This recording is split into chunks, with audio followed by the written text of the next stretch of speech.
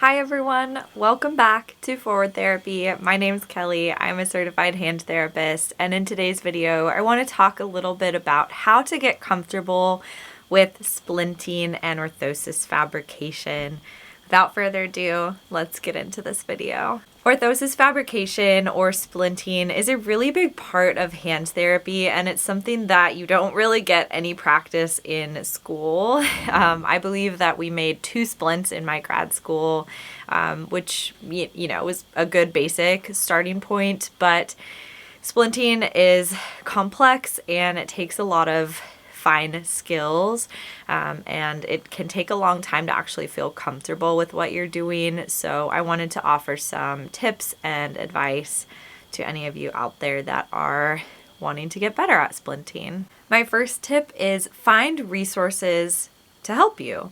There is actually a really cool orthosis book that I have recently been introduced to. One of my coworkers actually brought it into our clinic, and I have a really fun time perusing it anytime that I have a complex splint that I'm not sure how I want to make something, or if I'm looking for ideas. So it's actually a really nice text if you have access to that, so it might be worth looking into. The other thing that's really amazing is that Orfit, which is a thermoplastic company, they actually have a whole library of orthosis fabrication videos that are available for free.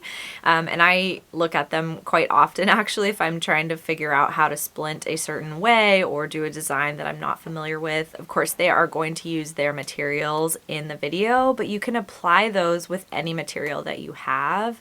So it's nice to just see kind of these videos and the instructions, and they will show kind of how they're doing the orthosis fabrication, which if you're someone like me who has a really difficult time figuring out how a 2D pattern becomes a splint, is really helpful. I am somebody that I cannot visualize it unless I'm practicing it, so I love the fact that I can see the pattern or see their creation process, and then I can practice it so I can figure out how to put it on a 3D object of a person's hand or arm.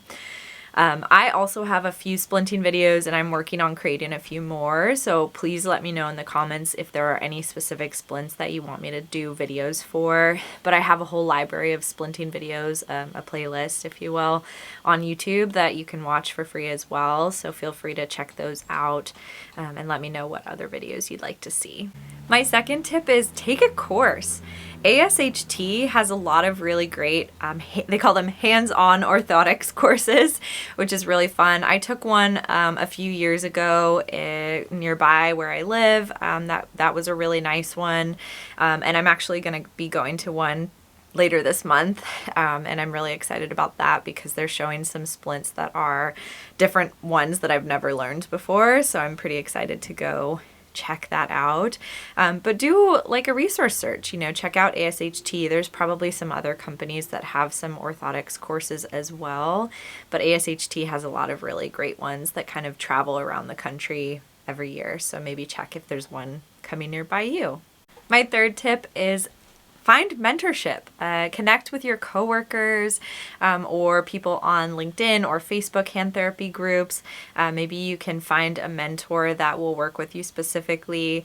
You can certainly email me anytime. I have a few splinting patterns saved to my computer, so I'm happy to share those with you if you have any interest. I have a few that are thumb spicas, CMC, orthoses, and then a mallet finger splint. So I'm happy to send that to you. You can find my email in my bio on YouTube as well, and I'm happy to connect with you about that as well. But try and find some mentorship. Find somebody that you can connect with, that you can practice with, and that can guide you with orthosis fabrication skills. And my fourth tip is practice.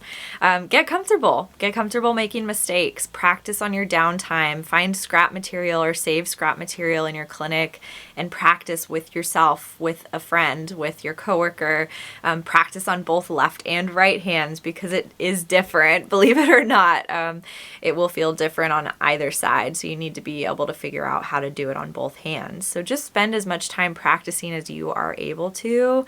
Practice creating patterns, practice on different shapes of hands and sizes of hands, because every person's going to be different and you want to be able to apply that clinically. So definitely practice those skills whenever you get the time.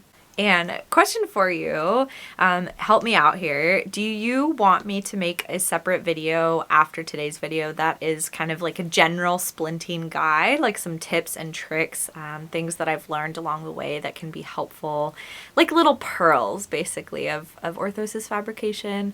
If you want something like that, comment below, maybe say that, splint for new therapists or something like that, and let me know. If you would be interested in seeing something like that, do me a huge favor, comment below, thumbs up. If you would like to see a video like that, I'd be happy to put that together, but I want to know what's valuable for all of you. If you made it this far in the video, amazing. Thank you so much for watching. You are truly the MVP. I appreciate you watching all the way through. Please subscribe to the channel if you haven't, and give this video a thumbs up if you liked it, and I'll see you in the next one. Thanks for watching.